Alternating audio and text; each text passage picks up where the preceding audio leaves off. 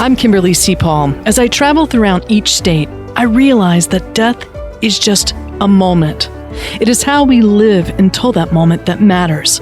Finding connection with friends, family, and complete strangers. Journey with me. This is the Live Well, Die Well Tour.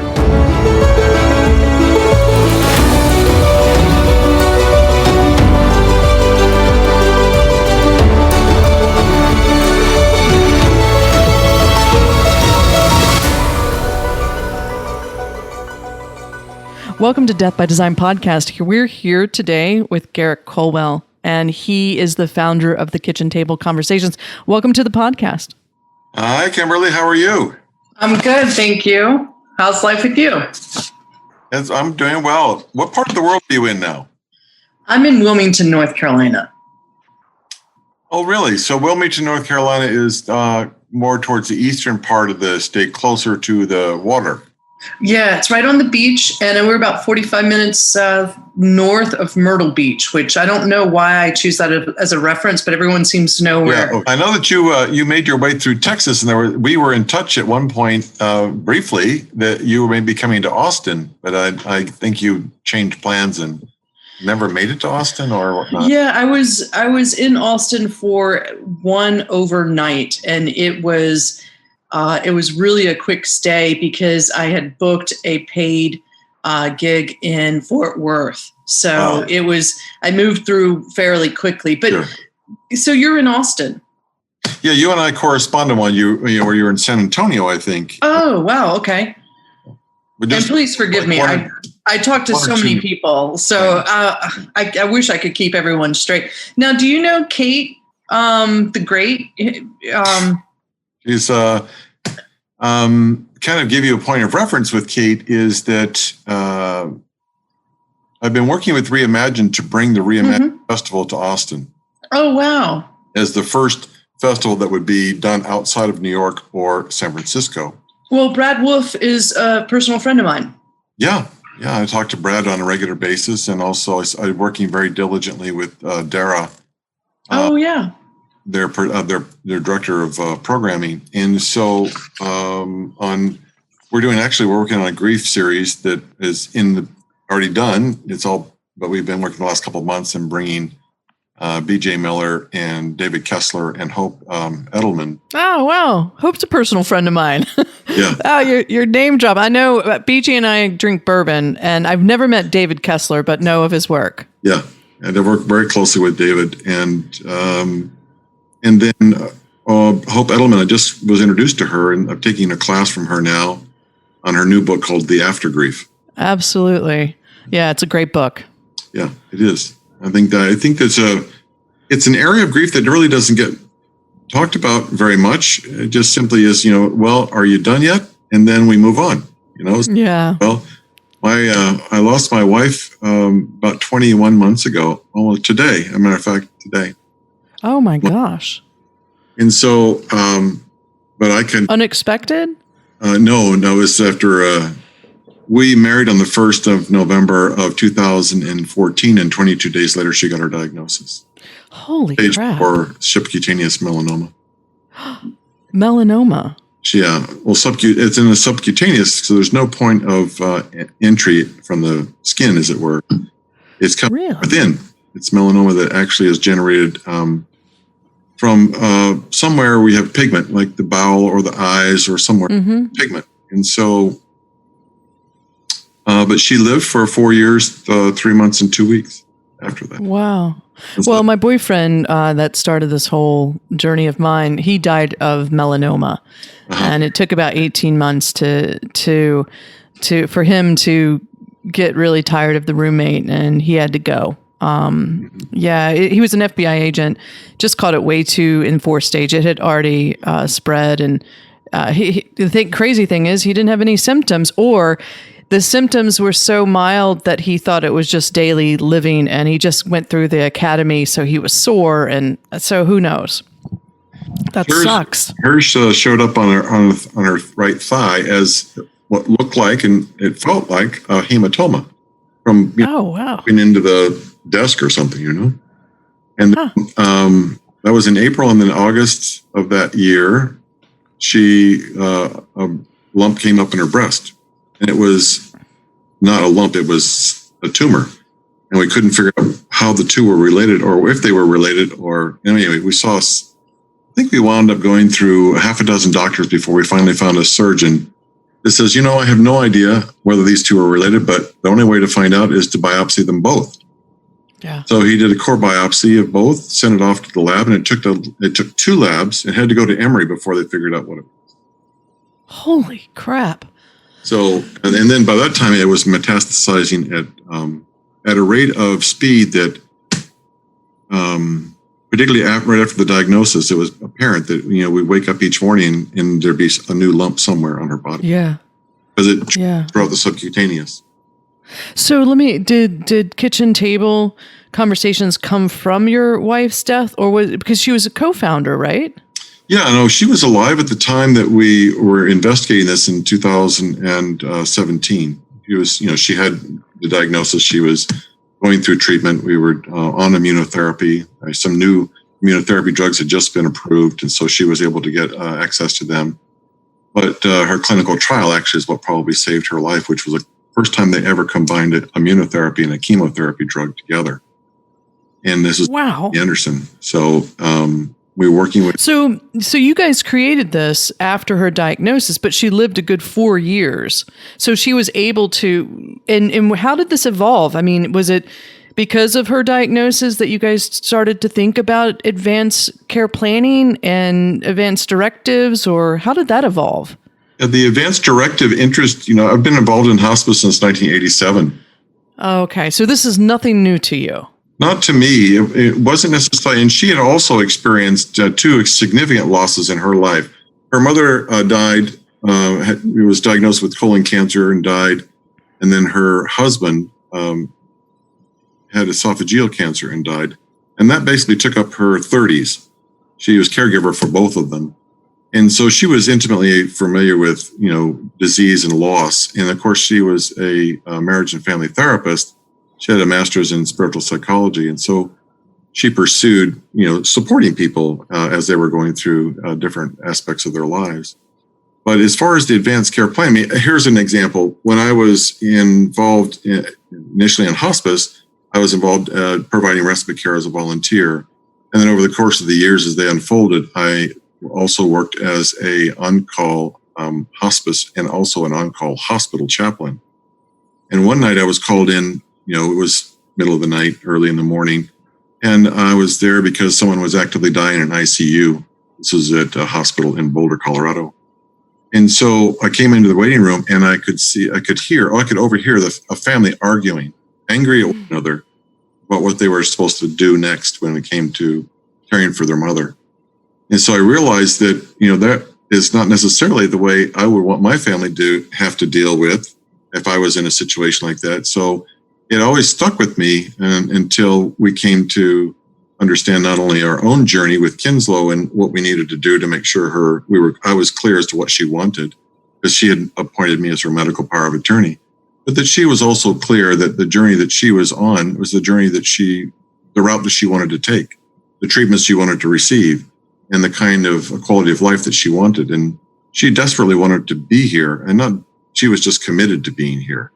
And so she basically should have been gone in about 6 to 8 months, typically in something like this. It was so aggressive, but she was able to stay here for 4 years, over 4 years, as a result of her not only determination, but also being informed. Because if you're going to make an informed decision, you have to become informed. And education is such an important part of this. So we spent a lot of time researching, both of us, and then comparing notes, and then, bubbling that up, as it were, considering and reflecting. And she then was able to decide and make decisions that were informed based upon what she knew she wanted and what was available to help her have that quality of life. And that's exactly what we did. One of the things I tell about this is that, when you're in hospice, which she was the last part of her life, is that she was on methadone and she was also on morphine. And so those 2 narcotics, as you can imagine, make you a bit groggy and fuzzy. in her case, she was not happy with that at all. She's very sensitive to drugs. And she said, I can't do it. I obviously want the pain relief, but I don't want the effect that I'm getting. And so we talked to a couple of hospice nurses and who had been doing this for a long time. And they said, oh, by the way, you might consider Adderall. And I said, oh, really? How does that work? And so we talked with the doc, got a prescription for Adderall, and we gave her 10 milligrams at 11 o'clock in the morning after she had received, her normal cyclic dose of morphine and methadone. And she was able to be alert for at least 3 or 4 hours so she could hold court. Oh, wow. So she could engage in conversation, and she was present, and she was articulate. She was just, it's such a heart-warming to sit at the doorway and watch her interact with her friends and family and have her be, fully present for them and them present to her. Oh, wow. That little trick. Those old tricks. Hospice nurses, man, you can't make them anymore. They know what they're doing for sure to give you. A matter of fact, the death doula that we had was Diana Cochran. And so she, of course, has got a great deal of information. There's a whole bunch of things we learned as a result of having that treasure trove of experience that we wouldn't know how to access, or even if it was accessible, unless we had known Deanna. So, oh, wow. So not only, this is what I'm trying to really put forth is that hospice can be incorporated with a death doula. The Absolutely. More services you have at the end, better for the caregiver, better for the individual. And I am the first in line to say hospice are really good at pain control and listening to patients and families and adjusting that or adding something to get that quality that we so much desire. So talk to me a little bit about what that death doula did for you. Well, I think there's a couple of things that we'd back up a little bit from the standpoint of saying, when do we go on hospice? Right now, the average time on hospice is less than 3 weeks, and we're 50 years into this whole idea of what hospice offers. So there's an issue with regards to hospice in the sense that we're giving up. And we're not necessarily, I didn't feel that we were giving up as much as I felt that we were embracing the reality. At the same time, we were also onboarding a set of support from the interdisciplinary team that we didn't have access to before as a single caregiver. And so there was that decision was, once it was made, then there was a tremendous relief in that I could actually spend more time being her husband than being her caregiver. And that was a big lesson in this process of understanding how this thing works at the dynamic at the end of life. And so then when we had Deanna come in, Deanna was able to provide her with some support that she wasn't able to get from hospice, and mainly on the spiritual side. Oh, wow. Was, certainly confirming what we had known medically, confirming what we had thought was possible, but at the same time coming up with like this idea of what we could use. We could use Adderall to help keep her alert, and out of the opioids fog, so that she could interact and have the quality of life she wanted. Things like that we would not have learned otherwise or have access to. So her quality of life would have been much different without the death doula. Oh, wow. That makes me so happy. So happy, because I do strongly believe that the death doula movement is a movement that I want to participate in, because I just want people around me who are experiencing my death, as well as me, to have all the resources at your fingertips to be able to walk through this collectively and together. Wow. What a story. Yeah. And the death doula also offered, in this case, a dimension that wasn't necessarily conventionally available through hospice. And it's not that hospice was lacking. It just is this dimension of a holistic approach to it. The hospice is very holistic. That's what palliative care, receiving palliative care during a hospice is about. treating the whole person. And this is where I think hospice and the death doulas converge, and they really do work well together. But the idea is the hospice, the death doula actually gives us an opportunity to have the conversation about spirituality, the holistic approach to, cognitively what's going on spiritually, physically, and how it all weaves together. In addition, they offer an opportunity for that conversation to extend to the family. They're more actively involved because they're more present. So instead of it being someone who comes in, on an appointment, like a chaplain, a social worker, or a nurse, it seems to me that the death doula is there more of the time. And in being able to access the family and be present more of the time, then they're able to integrate and help the family process and see things from different points of view if they're willing. Oh, wow. Yeah, I've found many people have said that death doulas are more pliable and ebbing and flowing with family members as things occur. Hospice, because of the regulations, which, I can go on for that, but the regulations, they're restricted to, productivity and hour visits and documenting. Which, we all want to have double checks and make sure people are doing good work. But I know many of hospice nurses and many hospice chaplains and social workers and CNAs that are having difficult times with the Medicare dictation. And many of them are going on to a second career, the death doulas. That's what we found too when we were doing our grief classes. I was just absolutely impressed and just excited to find that a number of doulas would attend our grief classes, educational classes, because they wanted to add that dimension of understanding to what they were offering their families. That's an important part of this, because as soon as you receive diagnosis, you enter into what we call anticipatory grief. Sure.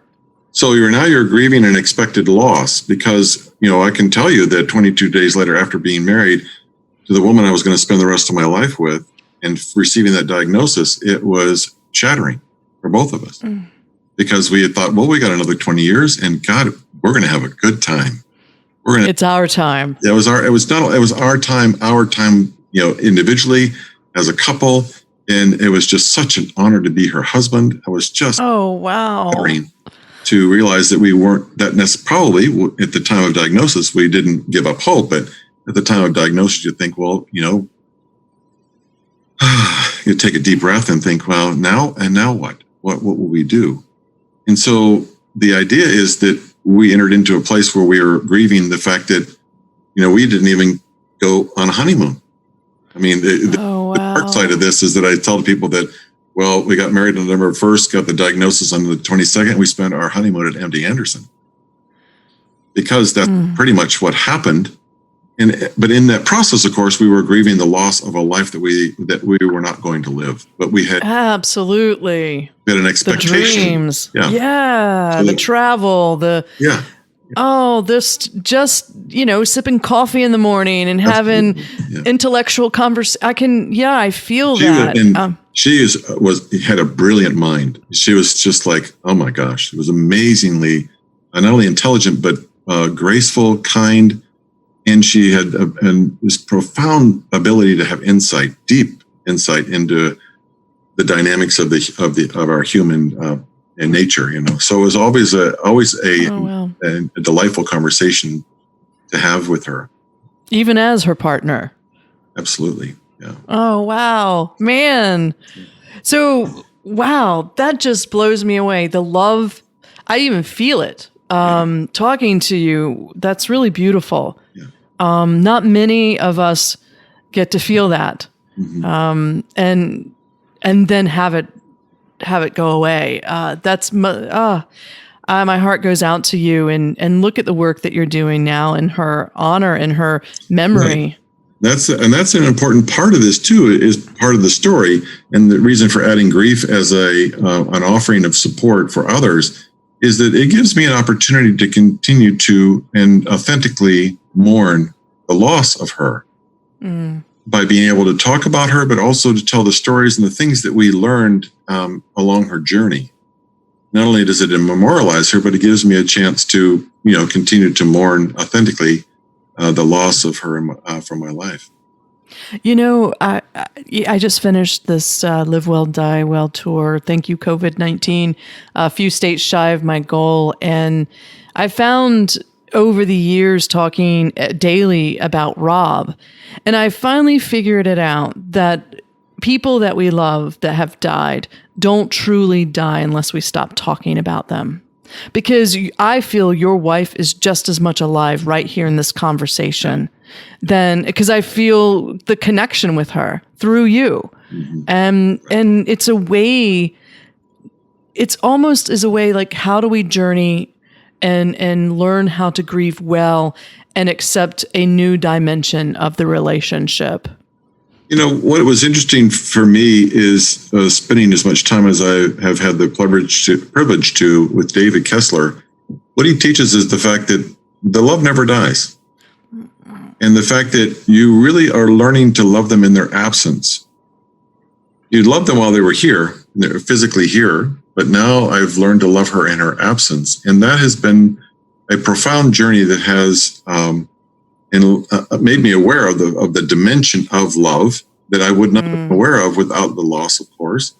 But the idea is that she continues to live on in my heart. And not that is the only point, but it is the point when it comes to how love continues. So I've learned to love her in her absence, and I continue to do that. I continue to have conversations with her on a very regular basis, and I'm good for you. But the idea is that I'm also in this life, in the out of the ashes of this loss, comes an awareness about how love works beyond someone's death.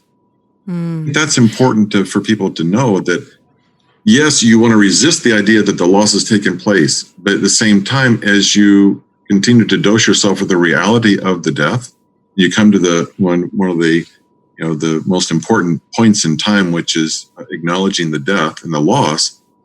So then you can, once you do that, able to move into a different perspective or a different engagement with that love, with that pain. Now, pain is one of those things that is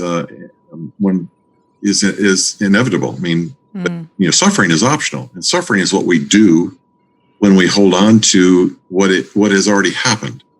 And it's not that you shouldn't; it's normal, natural part of grieving. But at some point, if you can remember them with more love than pain over the course of time, and actively mourning, because oftentimes people don't understand that grief and mourning are two different things. Absolutely. They bring them together and they think, oh, the grief and mourning are the same. Well, actually, they're not.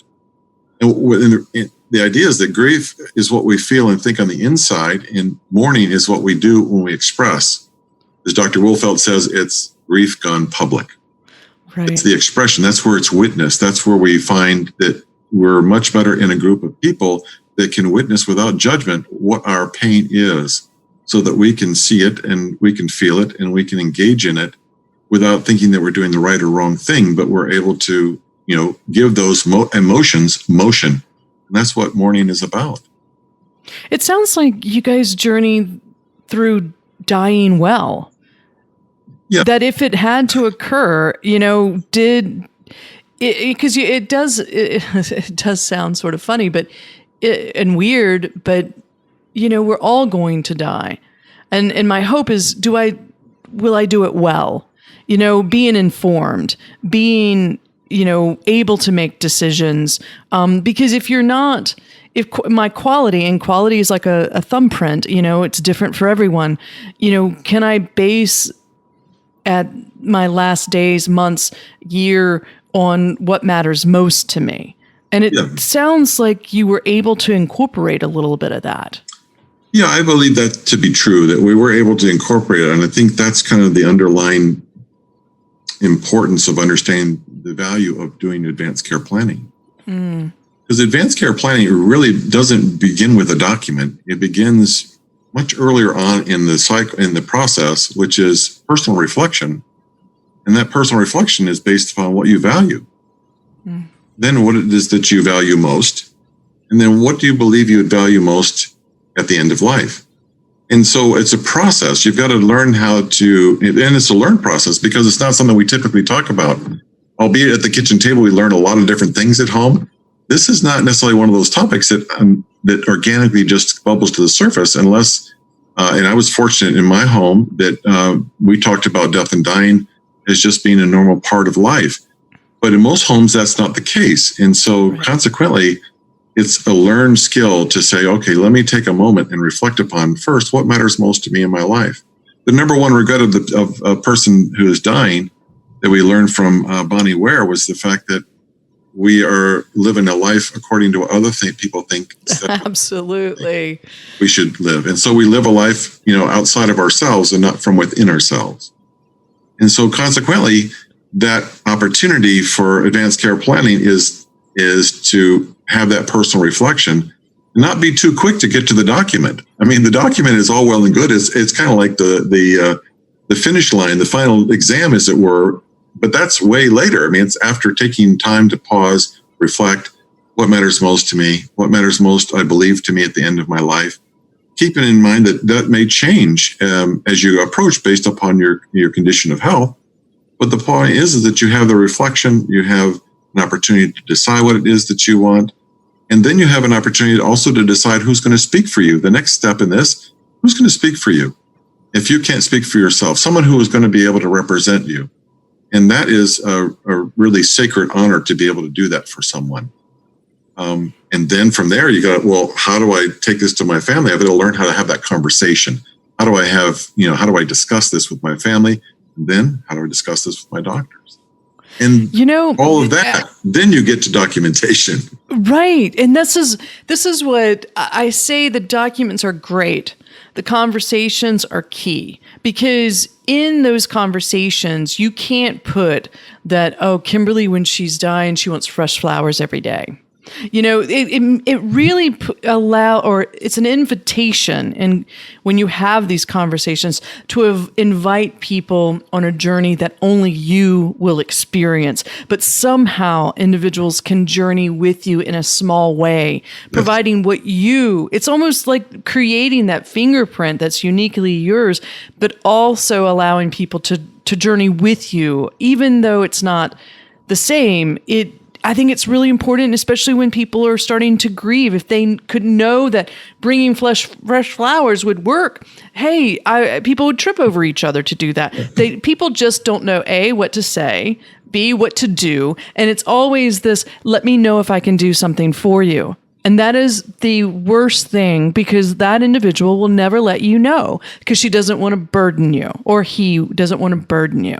It's like, you know what? I'm dropping off dinner tonight, 6:00. Is that good with you? Yep. It's like they need someone, because their world is so out of control. They need someone to just say, I'm dropping off dinner tonight at 6. Yeah, you're in a state of shock. You're in a state of psychic numbing. You're basically dealing with the fact that there's someone that's going to die here shortly, or not too long from now, but they're on that course. And so consequently, you're hanging out in what we call liminal space. You're in that betwixt and between place. And so when someone says, call me if you need anything, you go, that's not happening. I don't even know what I need. Yeah, right. So it's like, but when someone comes and says, I'm bringing dinner at 6:00, you say, oh God, thank you. I wasn't even, I didn't even know what I was going to cook for dinner. Now we've got dinner. Oh my gosh, what a blessing that was. Thank you for being real specific. It's just like when you talk to people, say, in a situation like this, instead of saying, how are you doing? The question really could be, how are you doing today? And that gives some specificity and a time frame in which the person can respond from, believe me, having been there, it's like you're totally scattered. You're focused on the next task at hand to ensure that the comfort is maintained at a level that is acceptable, and talking about things in a global sense beyond what's happening right in front of me as something I wasn't capable of doing. Oh, wow. So that's the more specific, really important. Yeah. So the more specific you can be, the easier it is for me to respond, and for you actually to know, because keep in mind, it's not about you as much as it is your giving, of course. And your desire is to know what you can do to make sure that you give at the level that they want to. But that only happens by listening to what it is that they're either doing or what they're saying, and how they may respond to more specific questions than just saying, let me know if I can help. Yeah.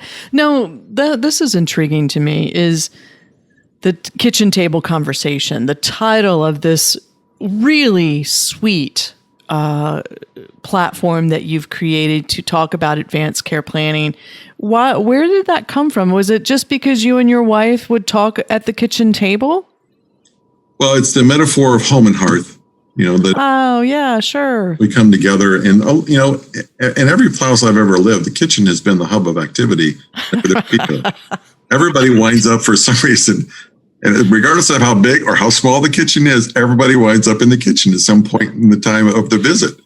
Right. So it's just a hub of activity, and so that's where we break bread together. That's where we our parents model emotions for us, where we talk about the gossip of what's happening to whom and where and how, and who's misbehaving, who's not. I mean, all the good stuff and in the exchange of communication in day-to-day life happens around the kitchen table, and oftentimes. So the idea is that why not these conversations? We encourage people to have them at the kitchen table versus in the ICU. Oh, totally true. So why totally not? True. Yeah, and then if you have them at the kitchen table, you've got time to reflect. You've got time, over the course of time to explore and to be able to see what works and what doesn't work, and for you to find your voice or find the voice of your wishes. And so that's amazing. Yeah. That's amazing. And this platform, it's what, how many years old is? About 3.5 years old. And your wife passed away? The February 12th of 2019. So she was very much a part of the creation of. And the thing is, you're now in Austin, or have been in Austin. You're trying to get Reimagined. It's like the whole movement has moved to a whole new level. You've put in some grief work because that's what you've been doing since her passing, and now you really. Why is it important for you to put Austin on the map when it comes to Reimagine or grief work or advanced care planning? I think it's important for people, regardless of where they live, to understand that they have a choice. It's your life, it's your body, it's your choice. And oftentimes, because this topic is not something we talk about in everyday life on a regular basis, it's to bring attention to the fact that that conversation is available. We can have it in a safe place. We can have it in what we call the no judgment zone, where you can actually explore what it is that you want, what it is that you don't want, and not be judged one way or the other as to whether it's right or wrong, because there's no right or wrong way to do this. There's just the way that best aligns with your core values is what we want, you to understand, that you have the option of that taking place on your behalf. And so outlining what those wishes are ahead of time, also big plus, is that it relieves family of burden. And oftentimes this word burden is something, I don't want to be a burden. Well, I can appreciate that. At the same time, if you don't tell us what it is that you want, if you don't, inform your family as to what your wishes are and your medical professionals, then basically they're burdened now to make decisions on your behalf. And they walk into their grief in what we call complicated grief. They create a complicated situation because they've made a decision on your behalf, thinking that they may or may not have made that decision in the right or wrong direction because they really didn't know what you wanted, but they had to make the decision anyway based on healthcare circumstances. And now they're walking into their grief with oftentimes guilt and shame. You bring up a perfect example that people confuse. In North Carolina, we call it healthcare power of attorney. You guys in Texas call it? Medical power of attorney.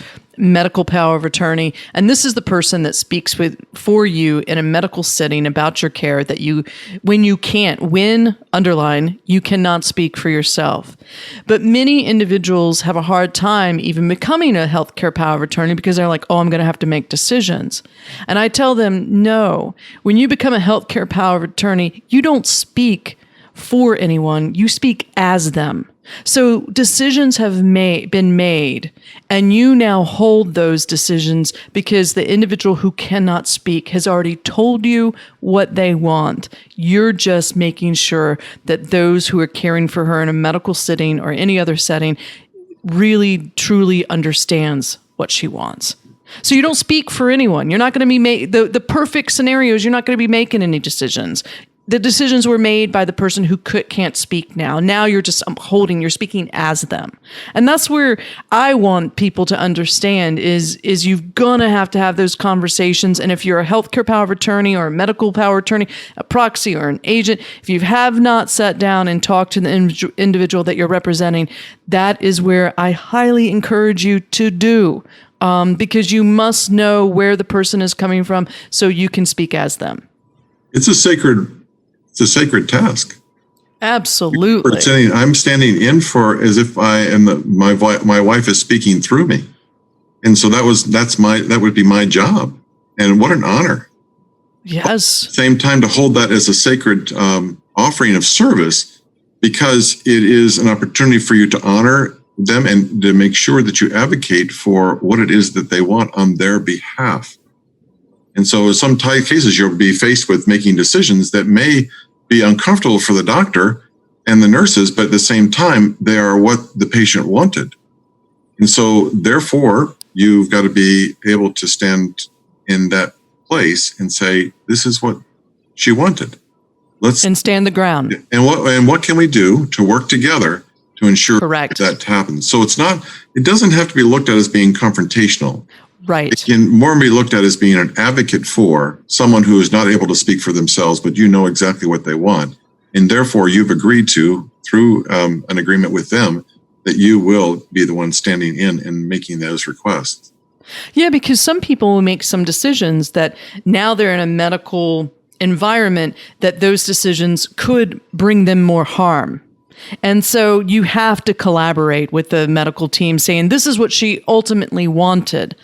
But if that's going to cause her more pain and grief, how can collaboratively we work together to at least make the effort to meet that goal of what she wanted? I would go back to the example of saying, I want the pain control, I want the morphine, I want the methadone, but I don't want to be groggy. It's a very small example, but it's a really good example of saying, we found a solution that in the last 2 weeks of her life, she was able to talk to every single person that wanted to talk to her and that she wanted to speak with, either present or on the phone. And so how is that not a good thing? Well, I think it was a home run. It was complete home run. So but it was through collaboration and through multiple inputs from different people from different levels of experience that we found a solution. So this isn't meant to be confrontational, and that somehow a doctor and a nurse are going to try and go against the family's wishes or what the healthcare agent is trying to talk about and ask for. That's not the case. They're wanting to do what's in the best interest of the patient as well. Now, they may have strong opinions, but at the same time, when you sit down and say, what can we do to work this thing through based upon what we know she wanted and what we have to offer? Because everyone in this case, in this situation, in this scenario, is a human being. Absolutely. Absolutely. So tell us where we can find the kitchen table. Kitchen Table Conversations is the name of the nonprofit. You can find it at kitchentableconversations.org. And what will people find on your website? Well, what we do is we have created a program called the 3 Ds of Advanced Care Planning: how to decide, discuss, and document your end-of-life wishes. And they offer that as a 3-part series of now webinars. Used to be in-person workshops, and perhaps one day again it will be. I hope. Now we're offering 3 different workshops. One on the first D, which is decide, then discuss, and then document. And we go over all the documents that you need in order to the statutory documents for the state in which you live. It doesn't have to be just Texas. So you understand exactly what your documents look like and what you need to do and how you fill them out. And we primarily focus on the living will and the medical power of attorney, and also out of hospital do not resuscitate orders. Sure. What about post and most as well, depending upon what state you're in, as far as where that fits, understanding what palliative care is in relationship to hospice. And I mean, it's a really rich dynamic. It's not death by PowerPoint. Right. You receive a packet of information, a handout at the very beginning. It's about 150 or so pages long. And in that are embedded workbooks, like from the Conversation Project as an example, or from prepareforyourcare.org, from many different sources, so that we actually go through the paperwork together as you move from deciding what it is that you want and who's going to speak for you, to how to discuss what the icebreakers are and how to have those conversations, with not only your loved ones, but also your healthcare agents. And then, of course, at the end, the last one, we talk about the documentation. And then we also offer an opportunity to become educated on grief. We've got 3 or 4 different workshops or webinars we offer on grief. So, finding meaning after loss is one of them. One is, why men grieve differently and how to support them. So it was a popular one because we're oftentimes confused as guys. We're protectors, we're providers, and being vulnerable, it doesn't really work in that environment too well. And at the same time, the women around us want to support us, and they're trying to figure out how to get to us, but they're coming at it from the point of view that they want to talk about it. And typically, guys in grief, I'm going to be at the back. I'm going to right. polish in the car because that's what I do. Right. There's a funny story. The woman's on the phone. Her husband is, she's telling about her husband and saying, my husband is just not grieving right. He's just not. He's not talking about it. What the grief? He hasn't even cried. And the therapist is saying, well, what's your husband doing right now? She said, well, he's in the backyard cutting down some trees. And the therapist said, he's doing exactly what he needs to do. Exactly. Guys do it through action and don't necessarily do it through conversation.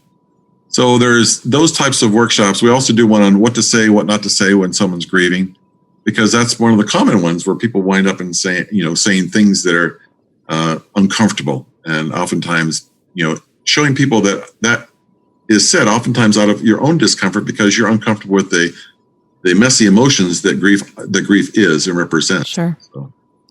I love it. I love that this is coming from both you and your wife. I think it's just a great example of how we can keep those we've loved and lost, and how to create a mission out of really educating people moving forward and how they can die, as well as, the more I talk about death, the more I feel like I'm trying to live well. It gives me examples, but it's really platforms like you that are making these inroads, grassroots efforts. Not only now in Austin, but with the internet, it's like now a global movement. And I can't tell you how much I really appreciate you sharing your story. And I feel like you're an ordinary guy doing really extraordinary work. And it comes from the heart and the mind and the love you still have for your wife. So it's the amazing. love, as David said, the love never dies. Yeah, I love it. Just continues to grow, and it's transformative in the sense that it changes, and in that change there is a new understanding and a deepening, and my heart continues to open, and therefore I am able to give more as a result of that and receive more also. There's one comment I think that I want to just share a little bit on, and that's the idea about dying well.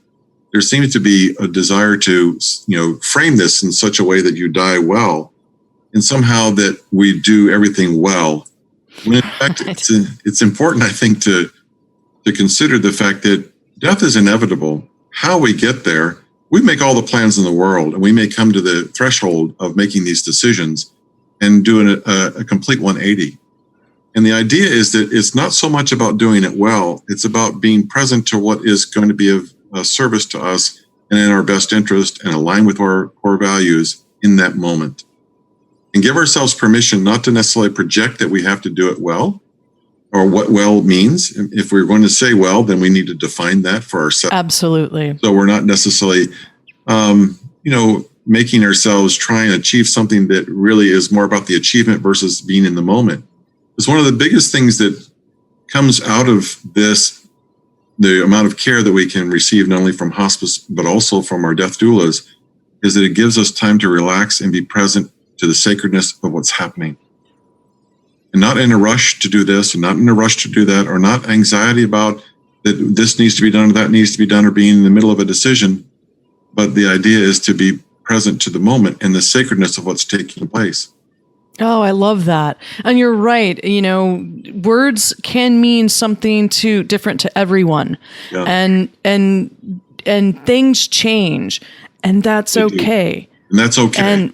That's okay. And, we set ourselves up to really fail when we put, very specific things around the whole dying process. We want it to go one way, but the best thing to do is ebb and flow with what occurs in front of you and in the moment. It's important to be clear about what it is that you want. No question about that. It's as specific as you want to be. At the same time, it's important to let go of the outcome and allow the divine momentum to be able to guide you in those moments, because they are ever changing, and they can be ever changing, particularly as you're near the end. I mean, as a matter of fact, when it came to Kinsloe's death, we thought we had a pain episode over the weekend, and now we were at Monday, and she agreed to get a pain pump. And on Tuesday, she started becoming agitated, and she was like, the pain pump wasn't delivering enough. I had to onboard some oral morphine, and I was all in the management of the pain in the moment, and I almost missed what was going on. Oh, wow. Which was that her restlessness wasn't about being in pain. Her restlessness was about getting ready to go. Oh, wow. That's beautiful. So in that moment, she was able to, I was able to see what it is that is taking place, and then be present to what took place within the next few minutes, which was she left. I love it. Garrick, thank you so much for taking the time out of your day. I want to be there when Reimagine comes to Austin. I love Austin, whatever I can do to support the efforts. Many people I adore live in Austin. I'm now adding you to that list. I would love to do whatever I can to support your efforts. And Garrick, thank you so much for joining Death by Design podcast today, sharing your stories and sharing what the kitchen table conversations are all about is what I'm for. Is the more conversations we have, the better off we can plan for our end of life. Awesome. Thanks for joining us today. And remember, you're the designer. This podcast is produced by Jason Andre with 7 Season Films. If you're interested in telling your story via podcast, look him up. You can find